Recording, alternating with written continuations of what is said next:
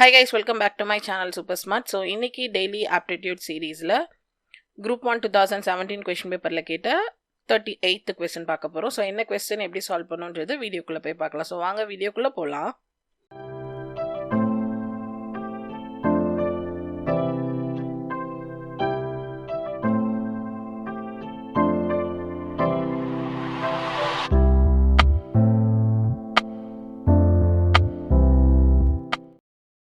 So இதுக்கு முன்னாடி போட்டிருக்க 37 கொஸ்டின்ஸோட சொல்யூஷன் பார்க்கணும்னு நினச்சிங்கன்னா மேலே ஐ பட்டன் செக் பண்ணுங்கள். அதில் உங்களுக்கு பிளேலிஸ்ட்டோட லிங்க் கொடுத்துருக்கேன். அதில் உங்களுக்கு 37 வீடியோஸ் வந்து இருக்கும். ஸோ அதுலேருந்து ஒவ்வொரு சொல்யூஷனாக நீங்கள் வந்து பார்த்துக்கலாம்.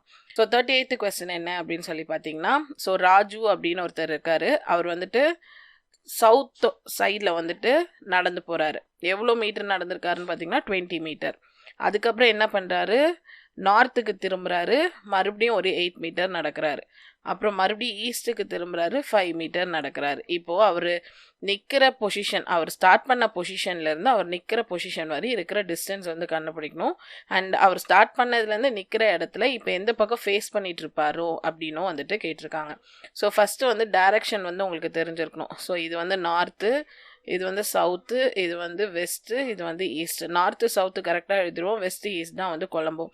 ஸோ என்னன்னு ஞாபகம் வச்சுக்கோங்கன்னா வி அப்படின்னு சொல்லி ஞாபகம் வச்சுக்கோங்க. ஸோ வி இப்படி தான் வந்து வரும். ஸோ இப்போ வந்து கொடுத்துருக்க கொஸ்டின் படி அப்படியே டயக்ராம் வந்து நம்ம ட்ரா பண்ணலாம்.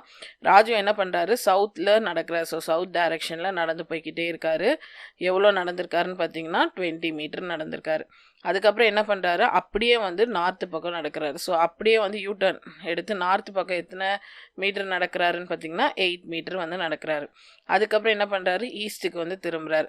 திரும்பி அங்கே என்ன பண்ணுறாரு, ஒரு 5 மீட்டர் வந்து நடக்கிறாரு. ஸோ இப்போ இவர் இங்கே இருக்கார்.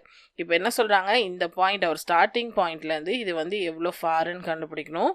அடுத்து ஸ்டார்டிங் பாயிண்ட்லேருந்து இவர் என்ன டைரெக்ஷனில் நிற்கிறாருன்னு கண்டுபிடிக்கணும். ஸோ இப்போ ஸ்டார்டிங் பாயிண்ட்லேருந்து டைரெக்ஷன் பார்க்கணுன்னா அப்படியே போட்டு இது நார்த்து, இது ஈஸ்ட்டு, இது வெஸ்ட்டு, இது வந்து சவுத்தா. ஸோ இப்போ ஸ்டார்டிங் பாயிண்ட்லேருந்து அவர் எந்த டைரெக்ஷனில் இருக்காருன்னு பார்த்தீங்கன்னா சவுத் ஈஸ்ட் டைரெக்ஷனில் நிற்கிறார். So south east direction. So இப்படியே வந்து நீங்கள் ஆன்சர் கண்டுபிடிச்சிடலாம். பட் இருந்தாலும் அந்த டிஸ்டன்ஸ் வந்து கால்குலேட் பண்ணுறது வந்து பார்ப்போம். ஸோ இங்கேருந்து 20 நடந்து இங்கே 8 வந்து என்ன ஆகுறாரு, திரும்பி வந்து அப்படியே வந்துட்டு ஆப்போசிட்டாக நடக்கும்போது என்ன ஆகும், இந்த இடத்துல வந்து 8 வந்து மைனஸ் ஆகிடும். ஸோ 8 வந்து மைனஸ் ஆச்சுன்னா இங்கேருந்து இங்கே வரைக்கும், ஸோ 20ல் 8 போயிடுச்சுன்னா இது எவ்வளோ இருக்கும்னு பார்த்தீங்கன்னா 12 தான் வந்துட்டு இருக்கும். ஸோ இப்போ இது பார்த்தீங்கன்னா உங்களுக்கு வந்துட்டு ரைட் ஆங்கிள் ட்ரையாங்கிள் மாதிரி இருக்குது. அப்படின்னா என்ன பண்ணலாம், பித்தாகரஸ் தியரம் யூஸ் பண்ணலாம். ஸோ பித்தாகரஸ் தியரம் படி இந்த டிஸ்டன்ஸுக்கு இதையும் வந்து ஸ்கொயரில் ப்ளஸ் பண்ணணும். ஸோ நம்ம வந்துட்டு இதை வந்து ஏன்னு வச்சுக்கலாம், இதை வந்து பின்னு வச்சுப்போம், இதை வந்து சின்னு வச்சுக்கலாம். So AC square equal to AB square plus BC square. So AC square நமக்கு தெரியாது, ஏபி ஸ்கொயர் எவ்வளோன்னு சொன்னோம் 12 ஸ்கொயர் ப்ளஸ் பிசி ஸ்கொயர் வந்து 5 ஸ்கொயர். ஸோ 12 ஸ்கொயர் எவ்வளோ 144, 5 ஸ்கொயர் வந்து 25. ஸோ எவ்வளோ வருது 169 வந்து வருது. ஸோ இது வந்து ஏசி ஸ்கொயருது.